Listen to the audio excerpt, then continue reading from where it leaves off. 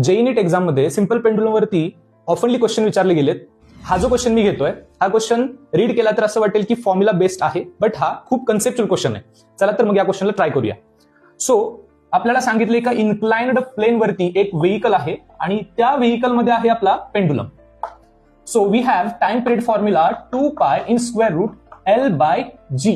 पण हा जी कधी यूज करायचा आहे, ज्या वेळेस हे जे पॉइंट ऑफ सस्पेन्शन आहे ते नॉन ऍक्सेलरेटेड फ्रेम मध्ये असेल. पण आता आपला पेंडुलम ऍक्सेलरेटेड फ्रेम मध्ये कशा प्रकारे, हे जे व्हेइकल आहे याच्यावरती डाऊनवर्ड डिरेक्शन मध्ये ग्रॅव्हिटी असेल, हा अल्फा दिलाय. तर इकडे आपला कॉम्पोनंट असणार आहे जी साइन अल्फा आणि इकडे आपला कॉम्पोनंट येईल जी कॉस अल्फा. हे जे साइन अल्फा आणि जी कॉस अल्फा हे व्हेइकल साठी आहेत आणि हा पेंडुलम या ऍक्सेलरेटेड फ्रेम मध्ये आहे जी साइन अल्फाचा. सो याच्यावरती पाठीमागच्या डायरेक्शन मध्ये स्युडो फोर्सचं ऍक्सेलरेशन लागणार आहे. आपण काय करूया, या पेंडुलम साठी ऍक्सेलरेशनचे कॉम्पोनंट ड्रॉ करूया. सो हा अल्फा अँगल असेल तर हा सुद्धा अल्फा असणार आणि मग इकडे येईल ए कॉस अल्फा आणि व्हर्टिकली असणार आहे ए sine alpha.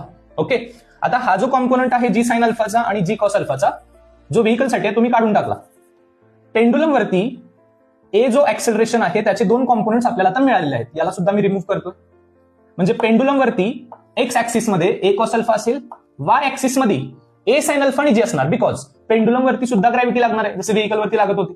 So we will get A X is equal to A cos alpha and A Y is equal to G minus A sine alpha.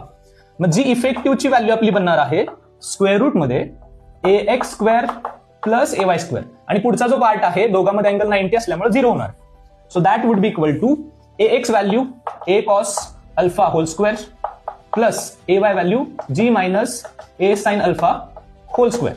आता ए ची व्हॅल्यू किती टाकायची, तर ए ची व्हॅल्यू जी sine alpha एवढी असणार, बिकॉज वी नो दॅट की pseudo acceleration हे फ्रेम एवढं असतं. मग तुम्ही जी साइन अल्फा एच्या ठिकाणी पुट करणार आणि तुम्हाला मग कॅल्क्युलेशन केल्यानंतर जी व्हॅल्यू मिळणार आहे ती असेल g cos alpha and your final answer would be 2π under root L upon g नसून ते असेल g cos alpha. Don't forget to share this video with your friends.